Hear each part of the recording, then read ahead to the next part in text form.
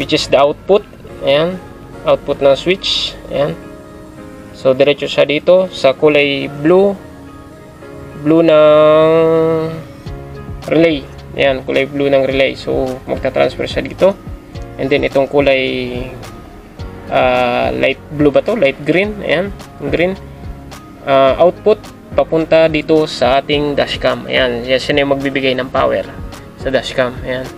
Tapos itong kulay red naman ng dashcam is ito yung lalagay natin sa accessories. Ayan. Ito yung isasalpak natin doon sa accessories. Sa tawag dito doon sa fuse box na accessories. Ito yung lalagay natin. Ayan.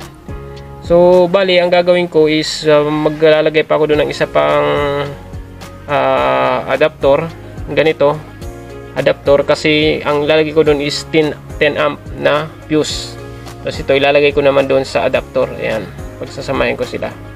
Ayan. Para safe kasi iba yung adapter nito. Hindi ko alam kung ano to.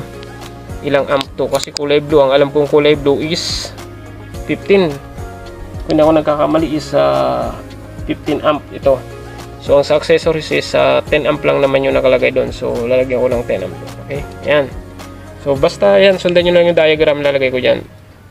So ito naman, kung mapapansin nyo, itong kulay red dito, accessories to ng switch. So hindi ko na siya kinabit kasi kumuha ko ng power nito is dito na. Kasi pag ito nilagay mo sa accessories, pag nag-on ka, ito nakailaw to palagi. Itong kulay green na to dito, yung indicating light nya, lagi nakailaw yan pag kinabit mo itong accessories. Yan. So hindi ko na nilagay para pag nakapatay siya, ibig sabihin naka-off. Pero pag inon mo siya, nakailaw siya. Pag tinanggal mo, naka-off yan. Tapos ito rin, yung dito, hindi ko na rin ito kinabit na isang to. Ito naman is yung secondary power niya to. Secondary power. So, hindi na natin ito ginamit. Ayan. So, bali, yan lang yung diagram natin.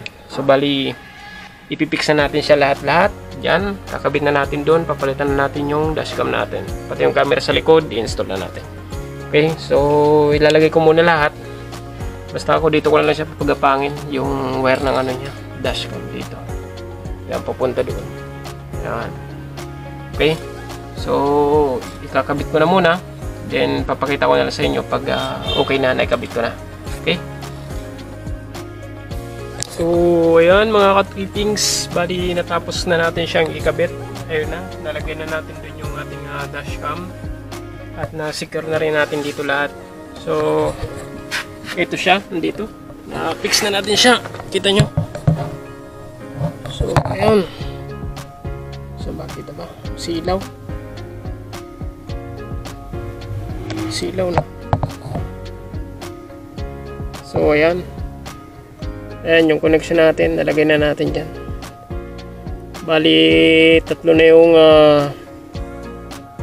fuse adapter natin dyan. Isa yung sa power ng dashcam. Isa naman is yung sa additional natin na charger, na USB charger. At yung isa naman is doon sa connection ng accessories ng dashcam natin. Ayan, so bali tatlo na siya. Then yung wire is dito natin pinadaan. Dito. Diyan, pinapasok natin dito. Yan. Dito gapang. Punta dito. Ayan. Dire-diretso dito. Tapos pinaliko natin dito. Tapos dito. Ayan. Dire-diretso na diyan. Hanggang dun. Tapos yung para sa likod naman natin na wire. Ayan. Yung sa rear camera natin dito. Pinapasok din natin dito. Dito ang daan. Dito. Liko dito. Tapos yan, dire-diretso natin dito sa gilid. Yan. Tapos dito, diretso doon sa kabila. Then dito natin siya pinadaan. Ayan, dito natin pinadaan. Tapos gapang dito pababa. And dyan. Tapos dito natin pinapadaan. Ayan. Tapos dito na natin nilusot yung wire. Yung butas dito. Ito. Ayan. So, dyan na natin pinadaan. Ayan, tapos ayan, dito. Ayan, dito na natin pinadaan yung wire. Ayan, pinagapang na natin dito. Ayan. Gapang dito, hanggang dito. Ayan. So yung power natin is dito lang natin pinasuksok lang natin dito yung power niya, yung red wire. Tapos yung camera is dito. Ayan. Ito yung connection niya. Tapos pinalusot natin dito sa loob. Tapos dito na yung lusot ng camera natin. Ayan. Ayan. Ayan. So dito na yung camera natin. Okay. So okay na. Na-fix na natin lahat. So ito na lang yung gagawin ko para hindi nakalaylay. Tapos ito, babalik na lang natin itong cover dito. Ayan. So natapos na natin yung DIY natin na dashcam with a hardwire and 24-hour car parking monitoring. Ayan. So ayan siya. And then ito yung switch natin na ginawa. Ayan, naka-off siya. Walang ilaw. So pag gusto natin na i-on yung 24-hour car parking monitoring natin, kahit na pag nakapark tayo, ayan, i-on lang natin yan. Ayan, umilaw na. Then mag-on na siya dito. Ayan. So ayan. Oh, ayan. Okay na. So okay siya. Ayan na lahat. 4 na camera yan. Isa sa kaliwa, driver side. Isa sa kanan, passenger side. Ito yung sa harapan. At ito yung sa likuran, yung rear camera. Ayan. So working siya lahat. So successful.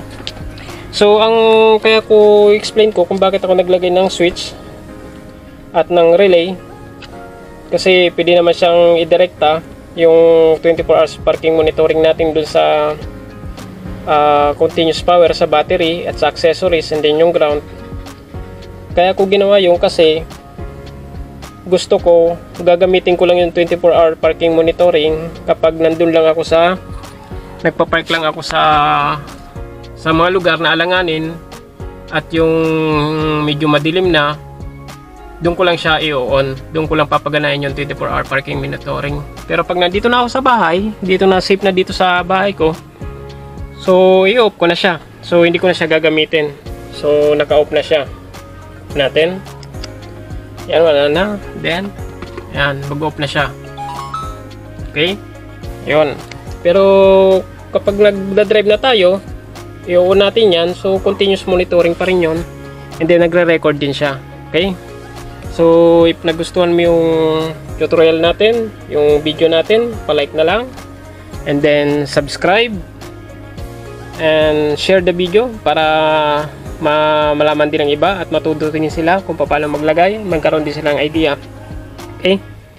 So have a safe trip. Have a good drive. Have a good day. Bye-bye.